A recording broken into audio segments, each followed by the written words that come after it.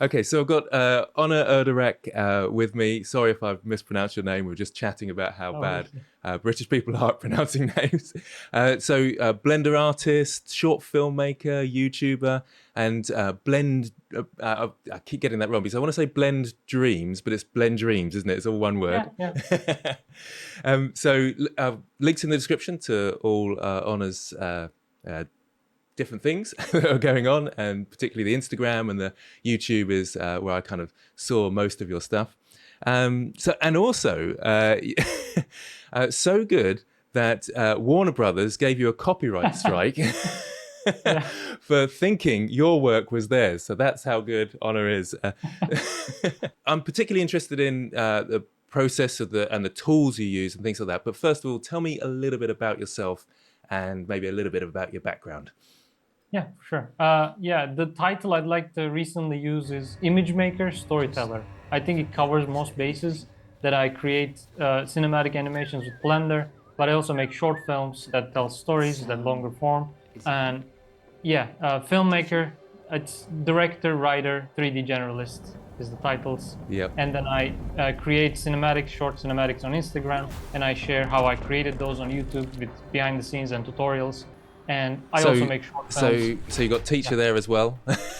Yeah, yeah. That's the Maybe I problem, should isn't add it? that. As a YouTuber, you're sort of lots of buckets, so it's very Oh difficult yeah, to introduce someone, and it's like it's a list of 100 yeah. words. Very true. As someone who yeah, it's like you can teach, but if you're doing it on YouTube, you gotta know cameras a little bit. You gotta know lighting. Yeah. It's yeah, all the Editor. things.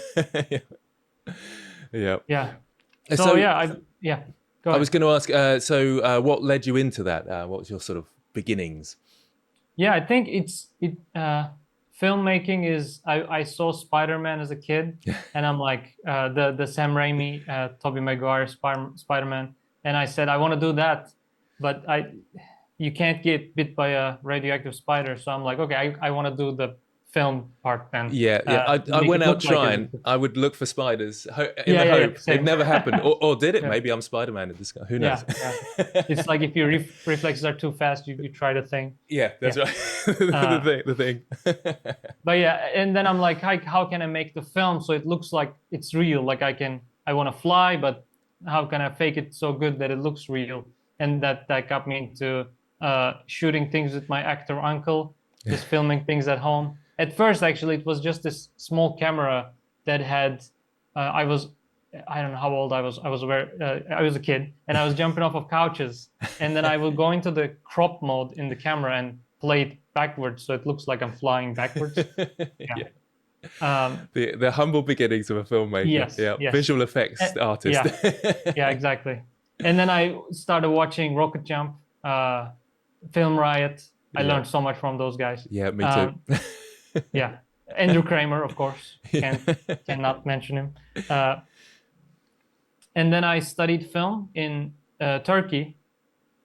It's called Izmir University of Economics. It has economics in it, but I studied film there. And then I did Erasmus, which is a student exchange program, if you know. Yeah. It was in Slovenia, but it was in the border of almost like border of Slovenia, and the school building was in Italy. So every day I was walking into Italy, Nice. walking back into. Yeah. It was a year of that, and then most of it was in Turkey. And then after graduating, slightly after that, Corona happened, the lockdown, COVID lockdown. And during that, I always wanted to improve my filmmaking. That's how I started learning VFX on my own. It was never really fully taught in school. It was just basic masking and stuff, but it wasn't taught in school. So I started learning VFX on my own. And during the lockdown, I watched Ian Hubert's BlenderCon talk. Yeah. Amazing talk on world building. And that just blew my mind away. And I'm like, I have to learn. He was talking about this car shot he did of they wanted to keep filming the car, but they don't have the car anymore. They disassembled it. They don't have the prop, and he recreates the car from the behind the scenes pictures. Yeah. And then he shows this real footage of a car driving, and I'm like, whoa! I don't have to do VF, like I don't have to composite things. I can create footage. Yeah. If I learned how to create, if I have learned how to use Blender. Yeah, he's Ian Hubert is responsible for responsible for driving the dreams of so many filmmakers. And what's so special, I think, is that he knows the shortcuts. I think that's the tricks. It's fantastic. Yeah. Owe a lot to him, I think, don't we? Yeah. That shortcut thing. It's the way I approach Blender as well. I tried, since I'm coming from filmmaking and not a 3D education. I try to look at it as a filmmaker and like, how can I fake it and make it look convincing enough to the camera? And that's all I have to do. Yeah, that's. I'm keen to get more of your knowledge on that, and we'll come back to that in a bit because it's the shortcuts that I think are so important, aren't they? But you mentioned your uncle. Is he the one in your short film?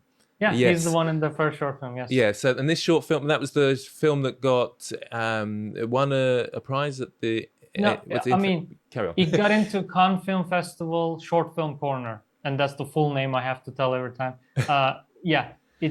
It got into that. There wasn't a competition; just getting in was the thing, and so it got in, got views there, which was great. Yeah, and that's also got to go to Cannes as well. It's well worth to the viewers there. It's well worth watching that film. It's good fun, quite clever, I think. And it was before lockdown, which is the funny thing because it's a little bit of a lockdown theme, which is strange.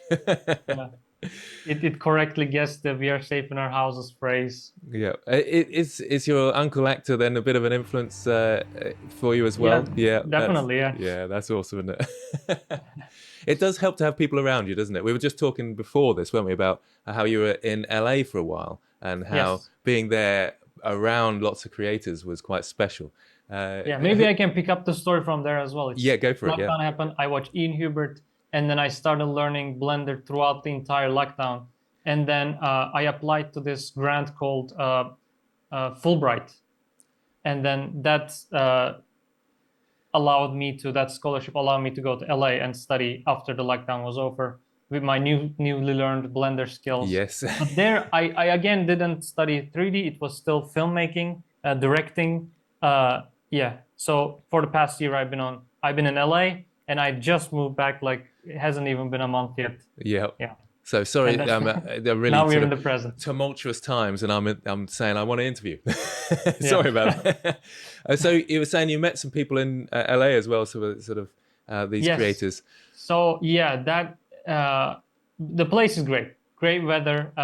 As a city, I don't know, I don't love the city, but great weather. And the best part is most of the creators are there, or all the biggest events are there, like NAB, CES, SIGGRAPH.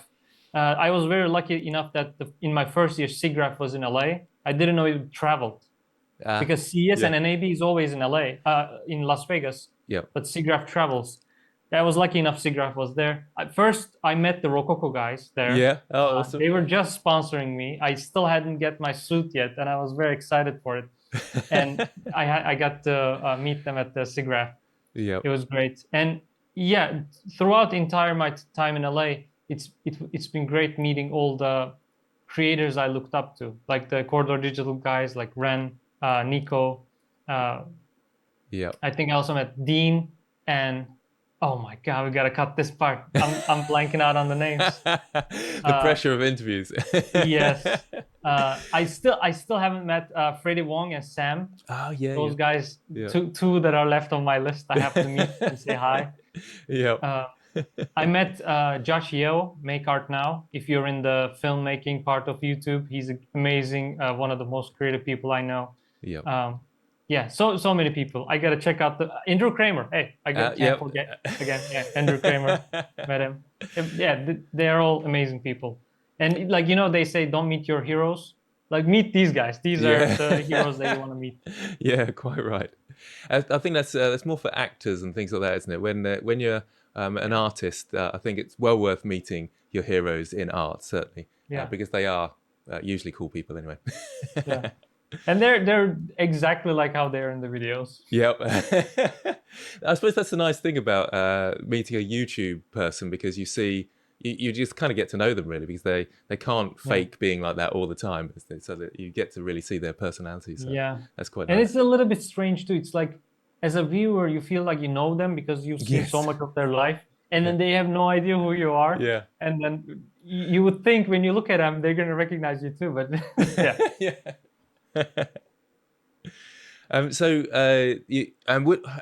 Would you say that having people around you who are interested in film is going to be important and helpful for creators? So getting out to events and that sort of thing, networking is important? Oh yeah, definitely. I think environment is one of the most with internet now we don't feel it as much because Yeah. you still feel close. Like to you now, I feel a lot more closer because we're having a talk here. Yes. But yeah, but yes, environment definitely matters. I think, and also surrounding yourself with people who have the same passion and Yeah. yeah, same problems. I'd like to call them. Yeah, It's that's like true. Yeah, very yeah, good point. we I think we can. You get to pick your problems, and yeah, I Yeah. have this um, idea about life. It's your life is your routines, your problems, and the words you use. So whatever your routine is, your problems are going to be related to that, and you're going to be using those words to describe the problems, and then that sets up your routine. Very Uh, true. So I guess meeting new people gives you new words to use against your Yeah, problems. and meeting people who have the same problems, they use the similar words. Like Yeah. we will go like 3D and Yes. topology and Yeah, uh, topology. camera. Yeah, You have the same problems. yeah, You'd be yeah, unmapping. yeah, Indeed. yeah. I Yeah. think that's very important to be surrounded by people who have the same similar issues to Yes. you on what you want to achieve.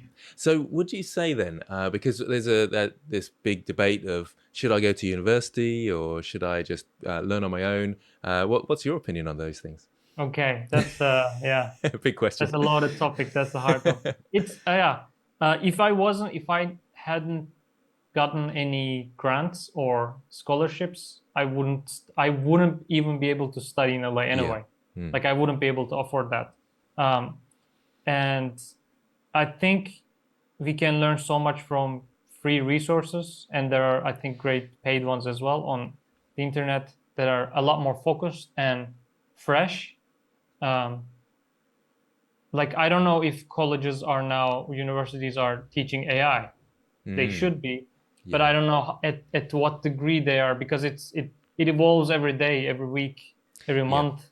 How are they going to keep up with that? I don't know. Very true. But going back to should they, I learned all of 3D from YouTube, from free sources and free resources, and just playing around by myself. Yeah. And yeah, I didn't have to go, but I don't know, maybe it shows. Maybe somebody that went to Yeah. a 3D school, they're like, dude, your topology is so shit.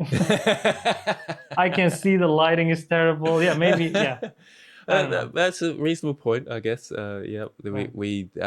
we don't know what we don't know, sort of thing, and you kind of need someone Yeah. to say and point at these things. I guess there's sort of in between. We're trying to do programs and stuff like that. I think they're possibly quite good ones, especially if there's a community in the program, online things, and you can join communities. Perhaps that's a sort of in between. That's not so expensive, but Yeah. But it's good that there's lots of online resources that are free as well, because I think that's vital. You need lots of people being creative so we can all have new ideas from these new creative people. Exactly. Yeah, definitely. Well, is there any bit of your pathway that you want to go into, or shall I jump into the tell me about your techniques and all this sort of stuff? Yeah, we can jump into it. Yeah. I think it will come naturally. Yes, indeed. Yeah. So I'm quite excited because generally I'm sort of building one asset or sculpting something, and that's what I teach. And or it's right, how can we make this now? And how can, but you're the almost the other end, which is how can we put lots of those things into a big scene, and it's like the epicness of it. And I'm the micro, and you're the macro in a sense. Tell me a bit about your process. How you maybe just sort of describe from start to finish. We'll put some B-roll in and things like that. Your process of the tools you use and things like that, and I'll be asking you questions about that as we go. Yeah, for sure. Yeah, I think I come to it since I come from filmmaking. I try to look at creating something in 3D as a filmmaker as well. Yeah. It's like when you're making a film, you don't create all the props. Either you buy them or you find them, or you find somebody who does or who creates the props. And in 3D, we have the opportunity that there are so many things that have been already created, But I think it's like in filmmaking, if you're the director, if you're the creator, you got to know a little bit of everything. So Yeah. I do know modeling, I do know texturing. I don't have to necessarily do that in every scene to every asset, but it's great to have that knowledge. So yeah, I look at it as a filmmaker like this. I need actors. So usually I start with character creator 4. Yeah. Um, 5 is coming out soon. I don't know how Yeah, they're that's gonna. right. Yeah. Yeah, yeah, we'll see how that goes. Yeah. And I use character creator 4. It's great if you light them good. They get pretty realistic. Yeah. I like their look. At first, I was thinking like, oh, they don't look like real actors. What am I gonna do? And then I embraced how they looked, and it fit the stories I was creating with them. Yes. Yeah. Yeah. So character creator, I create my characters there. Then I throw on the Rococo suit. I do the movements. I do the acting, Yep. and then So yeah. just for those people, there may be some people in my audience that don't. Yes. So that's where the motion capture suit, where you move around, and that those movements then get put onto your character. Yes. Indeed, yeah. So character creator 4, and then you moving the character with your motion Yes. capture. Yep. And it's always so fun. You feel like you pop up the characters with your own movements. You are Spider-Man at that point. You are Spider-Man. Yes, that's true. That's true. Yeah. So yeah, I do the movements, and then I create the scenes in Blender. I often use Kipash 3D assets are pretty good. Yeah. I think I have a lot more resources, but Big, Medium, Small is amazing. They make incredible assets for scene creation and adding little details. And then I do basic modeling if I have to cover stuff up. I get a lot of scans. I really love Polycam. Yeah. It's great. I love bringing stuff from real world and putting them into 3D scenes. I think it adds life. Yeah. Especially, I think we're about to dive into it, but with AI. Yes. I think it's more than it's more important than ever to be taking real things into your digital creations. Yeah. So yeah, Polycam is great. I have a lot of scans at this point. Do you do any scanning yourself then? Is this what? Yeah. This so you're not taking, because there's one end of the scale, I suppose, where you're just completely taking assets that you find, but you're still in the creation process a fair bit when you can't find those assets, I guess. Is that how you? Yeah, and even if I have them, it's always more special to me to be including the things I created. Like there's a pack I created called My Backyard Rucks. And it's if I have to throw in rucks into the scene, it means a lot more to me that it's special, something I know, that it's from me. So it's not everything is just downloaded. Same thing with the movements, with motion capture. Yeah. I think it's adding your movements, because I'm sure we're gonna get you're gonna be able to type something and the character does it. Yes. But even then, it's still fun to be doing this. Yeah, definitely. Because I guess there's because lots of people, especially my audience, unfortunately, because I'm the sort of the micro, so we deal with how to make this asset, and then it's sort of like a feeling that you have to create everything. But the reality is, you can't, and it would take you years to produce the scenes that you produce, wouldn't it? So you have to grab them from different places. But I like the fact that you're still adding your own personality in there as well, because then it's still you, as it were. Yes. That makes a lot of sense. Yeah, and you touched on something great there, that it's I think as a beginner I felt the same as well. I have to create everything. I have to learn how to make a grass blade and then scatter it across, and then it just looks the same. Okay, I have to make piles of grass and then they have to look real. How do I do that? But it's you don't have to do that. You don't have to create all the grass. It depends on what you want to do, right? It's if you want to become a pro at creating those, that's the path. That's cool. But for me, I'm trying to just get to the final image and tell a story in that image. Exactly. And grass is just a part of it. Yeah. Do you come across problems with these things? So character creator, does it give you everything you want in terms of creativity? Do you think, if only I could have a character that has a sofa sticking out of its head? I'm not sure why I came up with that. But something really weird and odd. Is it limiting in that sense, or do you find you do have enough creativity with it?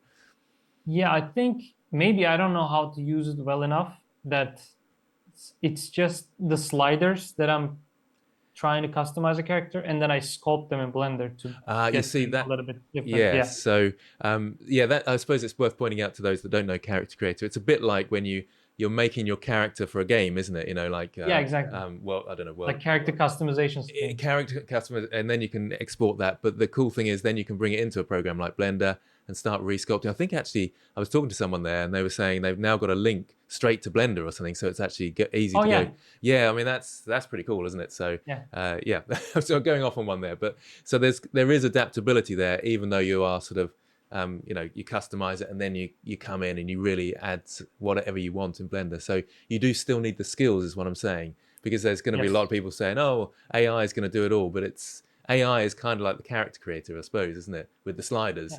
And if you want to do anything detailed, you've got to. Anyway, I'm going off on one now.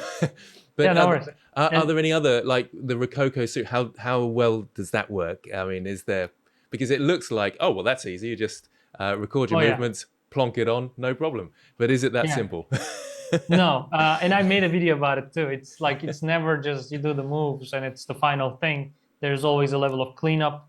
There's always post-processing. There's you gotta in Rococo Studio, you gotta align those feet and then bring them into Blender, and then you gotta know how to use nonlinear editor so you can do combine to all the corrections. It sometimes takes a lot of time. Yeah, so there's still quite a lot of learning, because I don't want to discourage anybody out there, but we can easily get to just character creator, Rococo, final film, kit bash assets, and you got your film, job done, and then you upload it and you get 1 million views. there's a quote I love. I heard it from Josh Toonen on his channel. I don't know. You said you're not on Unreal Engine side, but you got to check out Josh Toonen. Amazing stuff. He said in one of his videos, obstacle is the path. So once you know how to overcome that obstacle, I think it's someone else said it, because when I met him and told him this, he's like, oh, that's not my quote. But I don't remember who he said. So for me, it's Josh Toonen's quote. He said, obstacle is the path. And it's when you learn just one thing, like Rococo, how to clean it up, you just know where to click once, and then that's done. Yep. Or you can do it like multiple times, when you're learning how to write, you go like slash, like 2 pages of just slashes, because repetition just teaches you. Oh yeah, that's another quote I love. It's learning is not understanding, it's repetition. Yes, this good stuff is very good stuff. I think this is so vital for students to understand these things. I like, obstacle is the path, and learning is about repetition. Yeah, quite right. Yep, very good. When I learn a new shortcut in Blender, I do it like 10 times back to back, just to get my fingers ready, and then it's set. Yep, I'm the same. When I was learning to do character faces, I just I wouldn't work on a whole face. I just sort of like do the structure and then do it again and then do it again. But people always want to finish, don't they? So spend hours, and you find kind of forgotten how to do the first bit. So it's vital. That repetition can be a little bit dull, but it's vital. So I think we got to sort of kit bashing and scanning. What about things like where do you take it to light it? Do you stay in Blender, or do you go into Unreal or anything like that? What's your process there? I do them in Blender mostly. Yeah. I've been using Unreal Engine in some of my latest animations. I can show you the clips later, or send the clips later. And I did one project that some shots are in Blender and some shots in Unreal, and I'm very surprised at how well they cut together.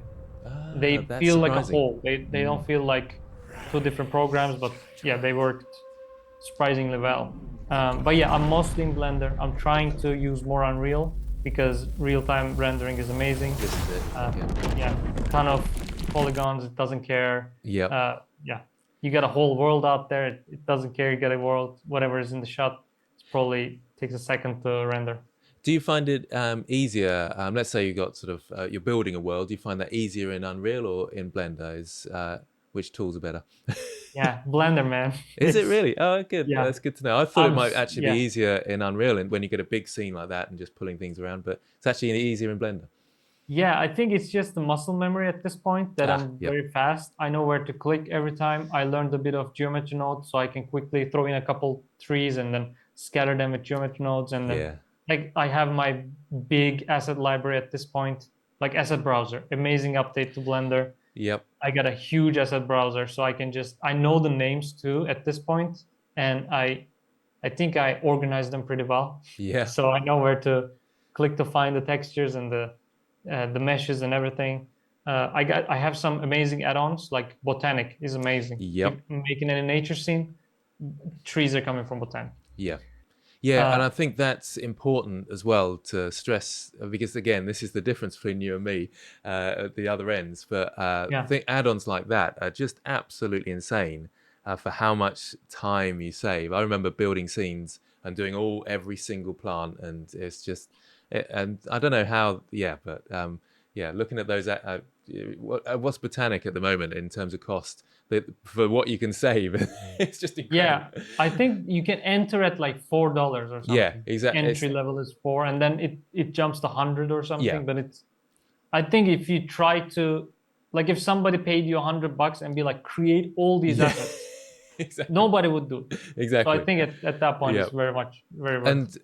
And just when you're starting out, those sort of entry, the $4 or whatever it is well worth just getting sort of seeing how much you might use it, that sort of thing. I think Yeah, that's exactly. well worth it with those sort of things. And then probably the same with getting a couple of asset packs that are quite big, so you can build some scenes and see if that's something you're going to do. Anyway, I'm going off on one again, aren't I? Yeah, no. What do you find better for things like the lighting, and what sort of compositing do you do as well? I do very little compositing. I try to get to maybe uh, that's my mistake as a 3D artist, but I don't do like layers. I just do whatever is final in the Blender, that's the final.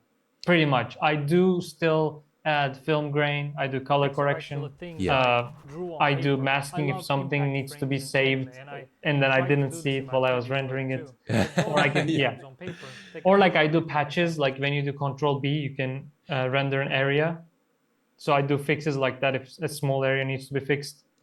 I'd So I not don't thought have to of doing render that. the entire. What's that? I'd not thought of doing that because that's quite obvious in a way, but I'd never, because I'd be scared that it would just look really slightly different, but it won't, will it? Because it's No, a render, yeah, so yeah. If it's, I mean, it depends. Like, it depends on what you change. If you change the lighting, of course, yes, like work. yeah, But yeah. if a mesh is like, what is it? Like protruding through the skin or something, this Yeah. cloth, and then I just mask that. Yeah, that's a really good point. Yeah. Yeah. Yeah. Oh, it's That, nice that really speeds it up. certainly learned something there. I just had not thought of doing Nice. that, but that's a really good idea. Yeah. And yeah, it's like when there are limitations like that, you gotta improve in them. And I think that's, yeah, it's one of the biggest parts of trying to learn something that you try to optimize. But if it was in Unreal and I was fixing the same thing, I wouldn't do like area re-rendering because it's fast. Yeah. Like it's done in 30 seconds. Yeah. There's no need for me to render an area, compose it on top. Yeah. That's why I was thinking you'd probably do it in Unreal, the sort of final scene and everything. But you're still happy with Blender and the speed it offers. Overnight renders, Yeah. the fans are just a constant background noise in my head now. I don't hear them. Yeah. What sort of equipment are you using actually? Just give us a quick sort of idea. For rendering? Just generally, for obviously you've got the Rococo suit and things, but your machine that you use. Yes. So the main machine I'm using now it's gonna sound like an ad every time I say, but it's the Razer Blade 16 with RTX 4090. Now did you get? Was that a sponsored thing? Yes. Oh, well done. So we'll talk about sponsorship as well. Yeah. That wasn't a segue to get you to say your sponsor or anything, but you get paid again for that.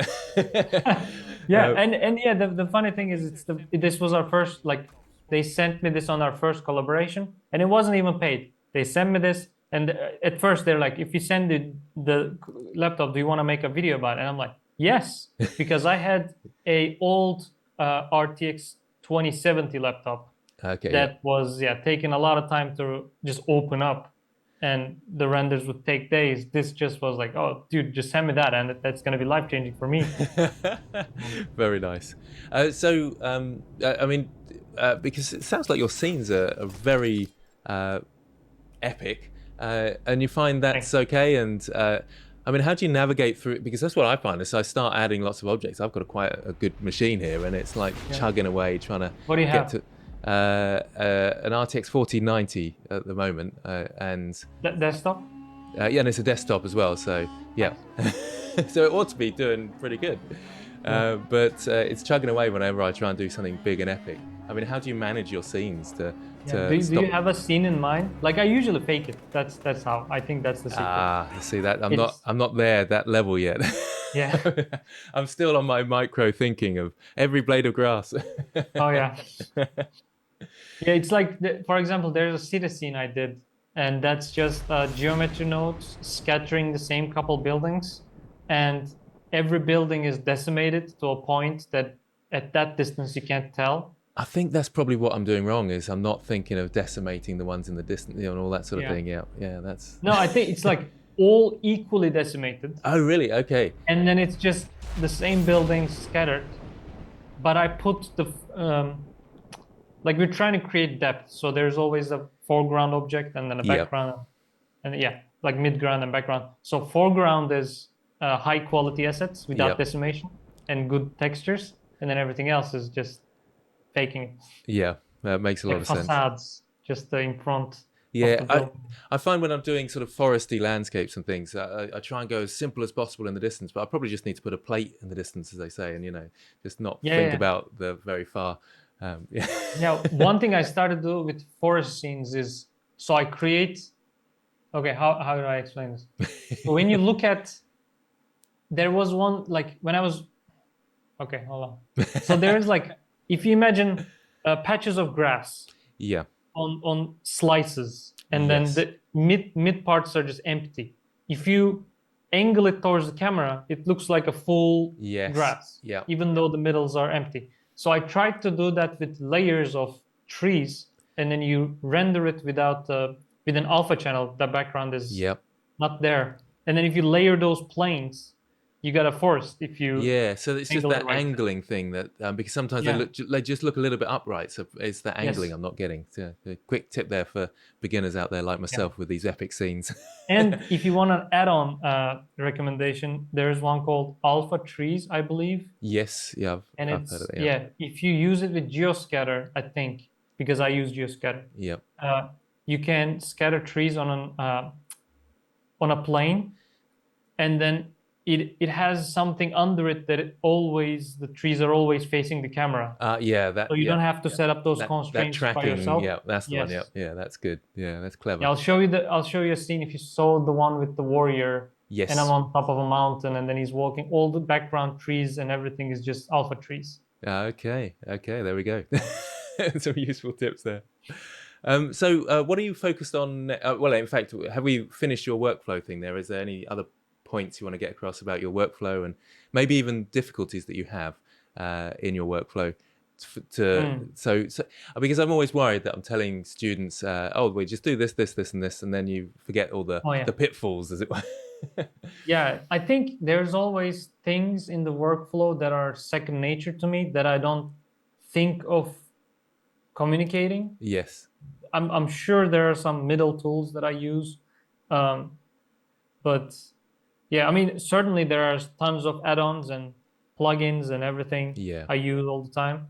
But I think the main bulk of it is just, Rococo character creator, razor blade, in Blender, set up everything, cameras, Botanics. Botanic, all the add-ons, ton of add-ons. And I talk about them in my videos too, if anybody's interested. Check out the channel for I try to give out all the resources that I use to create things. So what's next then for you? Where are you headed next with your filmmaking and shorts and things? So I mean, definitely a feature. Hopefully soon. Just finished writing one. Awesome. 90 something pages. Okay, so it's something to look out for. I probably should have interviewed you when the feature was happening, so I could have advertised it for you. But we'll do a sequel. But that's right. And we'll talk about the film, and I'll be like, Blender is industry standard now. Yeah, that's right. No, I think it is at this point. Right. It's surely. They get an Oscar. It's an industry standard in a sense, isn't it? Still not the most common, but it's there. doing yeah, well. it's up there. It's up Yeah. there. What about your sponsorships and things? Because are you gonna keep trying to go out and get some sponsorship, or do they come to you because you're so famous now with your? No, no, I don't think I'm famous enough at all. Yeah. I still reach them. That's how I think the first that reached me was Kit Bash, Yeah. and to that point, I had no sponsorships or anything, and I had much less following than now. Kit Bash 3D reached out, and they reached out to me about the launch of Cargo, which is a great plugin. If you don't know, they have their own entire library. Yeah. It's like a Quixel bridge. Yes. So they have their thing there, and then it connects to any 3D software. Yeah, it sounds like an ad again, but yeah. It's they're not sponsoring me anymore. Yeah, but I still use the tools. It's great. The thing is, it's great if you get a sponsor that you're using because you believe in the product. So Yes. I'm the same. I will only take on sponsorship if I actually believe in it and think it's good. Because then it's quite easy, isn't it? Because you just say, this is what I use, this is how it works, and it's good. Like in my Razor video, it's like, although it sounds like an ad, it's like I used this for the past year to create my animations. That's what I say, and that's what I did. So it's not, yeah. It's funny. I saw that video, and you said, "Oh, look how thin it is," and I was genuinely like, "Oh, that's really thin. That's really good." How do they get? Was it you got the NVIDIA 5070 Ti. Yeah, 5070 Ti. How do they get it? It's I so was mind actually blowing. genuinely.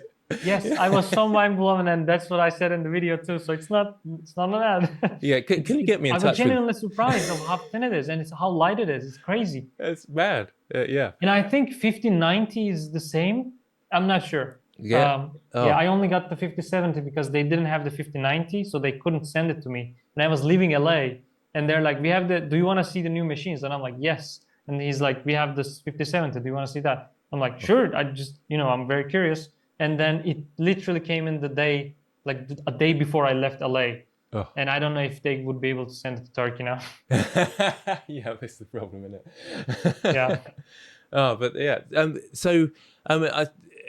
Hopefully you don't mind me asking, but in terms of making a living, is this your day job, or do you have to do other things, or is sponsorship coming in? Is that enough? So yeah, it's now, since I was going off of, like, I was still studying up until 3 weeks ago. Oh, okay. So I didn't realize Yes. it was that close. Yeah. Okay. So yeah, I had the Fulbright grant that was supporting me for the most time, and then I do a lot of freelance work.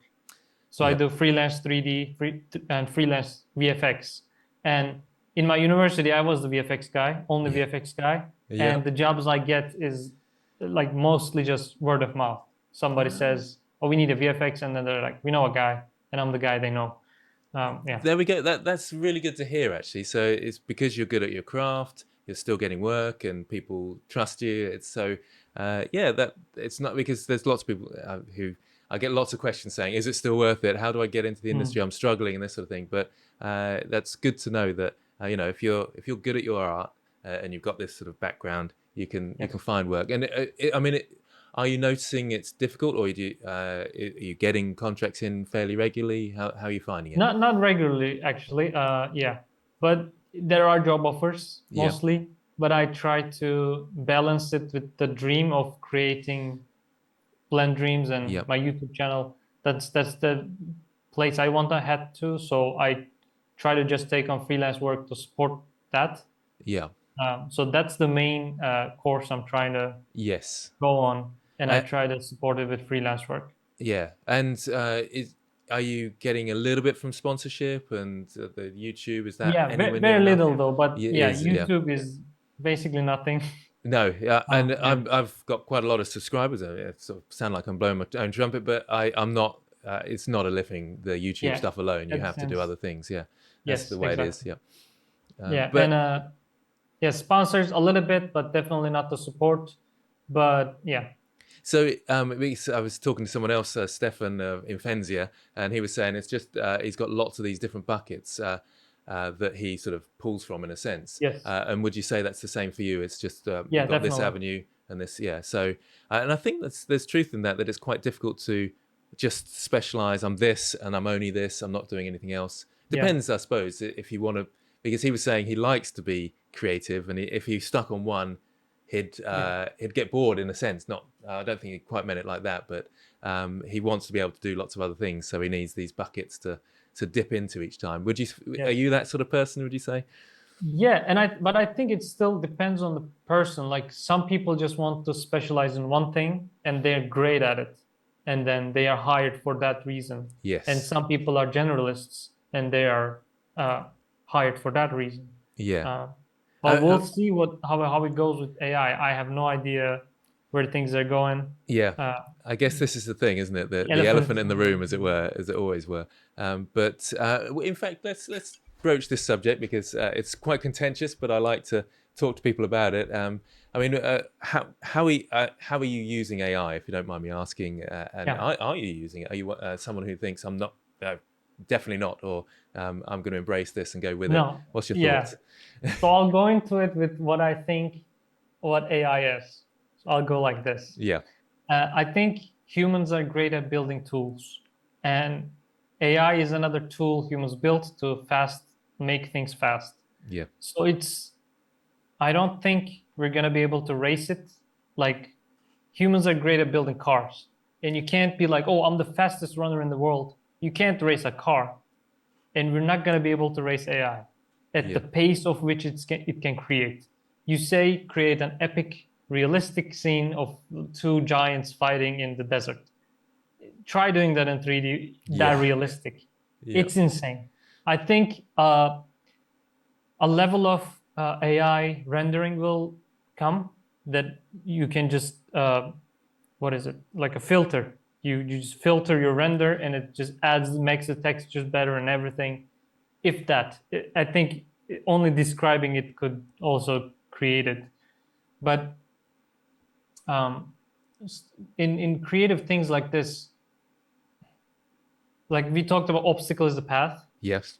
I think like Jaws is a great example. The animatronic of the shark wasn't moving well enough, and then they couldn't show it, and then they made the film. It made the film better for it because they couldn't show it for every scene. That. Yeah, and if you can create shark in every scene and it can be epic and it can be realistic with incredible water effects, it's not going to be same as somebody who's trying to go through the trials of trying to create something creative. So yeah, it's But is it going to take over the world and it's of all our jobs? Probably, because it's a car and it's fast, and if you know how to use it, those are the people they're going to hire, because companies create products.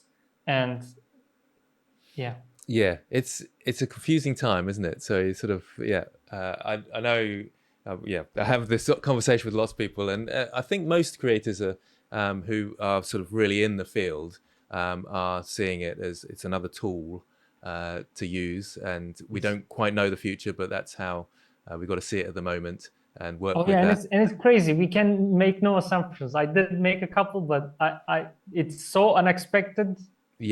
That we can't guess where it's going to go next. No, exactly. But at the moment, and it's difficult as well with all the copyright and the anger that's caused there as well. So it's a very emotive subject. So I appreciate you talking and giving your opinions on that. But it's interesting. I like that analogy of Jaws. And for those people who don't know, the shark ended up being quite rubbish. They spent loads of money on it, and it just didn't look very good.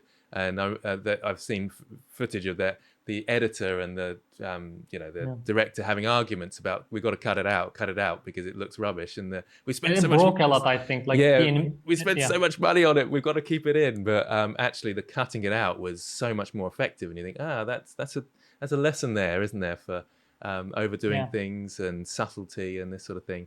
That perhaps the human element will still survive a long time because of that creativity. That's what I'm hoping anyway. Is I feel like a life where it's just anyway. I don't want to be pessimistic about this. We can go both ways about it. It's like you can be very pessimistic about AI, you can be very positive AI on how enabling it is to. But it's what does it mean for jobs? What does it mean for specialists? Then if you go there, that can be dark. This is it, isn't it? Yeah, but it's good that you're able to find work and. This is your career, as it were. You're not having to, work down the local supermarket or something like that to subsidize it. That's I think that's important to stress to the audience out there. Here's someone that is making a success of it. So well done for that. Thanks. So if you were to start again from day one, I'm thinking of the beginner out there who's saying, well, how do I become the next Onur Erdurak? What do I need to do? What would you do? What advice would you give them? Yeah, if it was a year ago, I would have given a different advice. But now, start with learning AI. Yeah, it depends. Like, I don't think anybody will want to be me. They all have their own different paths. They have to go through different trials. Yeah. And yeah, if they want to create stories, yeah, I think you got to learn AI. You got to learn how to use the tools because it's going to be faster. And I think there is still intention and like problem solving. It's a great part of any learning and growing. So in Blender, I think it's still worth it. I think it's still worth to learn Blender because it's so satisfying to solve something, and then it's not the same with AI. It's giving you only the final image at this point. So there is not much problem solving going on. You can just explain your problem and it gets solved. But being human is mostly just solving problems. Yeah, like the That's thing true. I said in the opening is like routines, problems, and words. You Yep. need problems to be solving. And I think in trying to solve those problems, you come up with better things like Jaws, if they could just type something and magically get a perfectly working shark, It wouldn't be the same. Yeah. it wouldn't be the same. Yeah, very true. Yeah, I think Unreal is amazing. I think you got to learn Unreal. I think AI will be able to make games soon, but probably not to the, yeah. I think it's still great because it's like this. So I'm trying to create an add-on or a plugin for Unreal, and I have no experience in coding. And I'm trying to use AI tools to create that. I tried for the past 3 days, I've been trying to use Cloud AI because it's great at writing code, and I'm using ChatGPT I know what the functions are a little bit, and I try to explain it, and then it's trying to create a C++, but it never works because I don't have enough experience with it. This is it. But same thing with Blender. I watched Ian Hubert's coding, like he has this thing on his Patreon, amazing resource. Yeah. Not sponsored, amazing resource, Ian Hubert's Patreon. He shows how to make a plugin for Blender. So I watched that and I know how the Python works a little bit, just to create the add-on. And I created 3 add-ons for myself. And I think they are about maybe more than 500 downloads. I made 2 videos about it. Yeah, one of them is like simple. It's free add-ons. Go download it. But some people still paid, which is amazing. That's awesome. Yeah, good, I think I made well done like to those people. yes, $20 off of a free add-on. Amazing feeling. I never expect anybody to pay. But yeah, I needed those plugins for myself, and I wanted to make them because it would make my work faster, and I shared that resource. But if I didn't know any Python, I probably wouldn't be able to do that.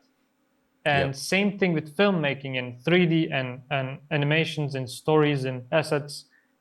People who know the intention behind things, people who walk the path, are going to be much better at creating things. Yes. It's very easy to create AI slop. Is that what it's called on Instagram? It's always coming up. But if you want something done with intention and purpose, if you know how it works, and if you solved similar problems in the past, it's going to be much easier for you to solve them in any tool you're using. Yep. And I think that for me is the message as well. Even if you are, it's definitely learn and understand AI, but don't let it allow you to be lazy. You still need to understand what's going on in the background in order to solve problems when they arise. And one of my biggest fears is like thought is going to be replaced by Ask ChatGPT. Yeah. You don't have to just even think about things. Yeah. Oh, but how does this work? Just like play around with it. No. Ask ChatGPT. Take a picture of it and ask ChatGPT. What are you doing? I'm very fearful that what it will become. I come from a teaching background, and there's real concern in the teaching space that students are getting extremely lazy. Not, I don't know whether that's fair to say lazy, but it's just, if you've got that tool, you'd be using it all Yeah. the, you know, and they're going straight to it Convenient. rather than thinking for themselves at all. It's just straight to the AI, ask the question, get the answer, and they don't really have to problem solve. And I do think that's a little bit of a worry. It's always Yeah. very easy for older people to say, "Oh, the youngsters today, they don't get it." But that does, to me, sound like a worry. But I'm sure maybe there's advantages that they'll do other things quicker. But Yeah. I do think generally you need to try and understand the fundamentals in order to know whether the AI is kind of doing the best thing and the most productive. Yeah. So I think that's so it's kind of summarizing what you're saying a little bit there, but hopefully I haven't put words in your mouth for that one. Yeah.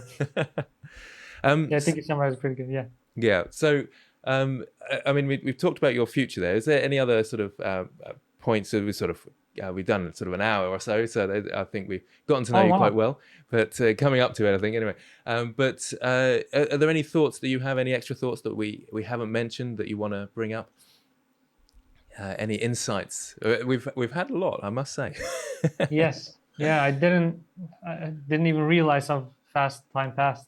Yeah, no, and thank you very much for this. It's been really informative to me because I'm always, like I say, I've said it many times, but I'm on the micro level, and to Mhm. think about this more sort of macro, the big picture, and big scenes is quite exciting. And that's how I started off with Blender. I wanted to do bigger things, but Mhm. I ended up going smaller and smaller. But then I'm happy doing that. But you sort of Yeah. find your niche, don't you? I Um, think I think that's the answer. Like, do you enjoy doing it? Yeah, then you I th- win. I think that is a great a great one to phrase to end on. Do you enjoy it? Then keep doing it, and that's Yeah. follow your dreams, and that's it. And it's very cheesy, but it's the way, isn't it? Yeah. I like it. Well, thank you very much, Onur. I really appreciate you coming on and joining us, and thanks to everybody out there for watching. And we'll watch this space, and we'll keep an eye on your feature film, which I'm sure Yeah. Thanks. is only weeks away. Yeah. Yeah, and yeah, thanks so much for inviting me, man. It means a lot. Really Awesome happy to stuff. be on the show. It's a real pleasure.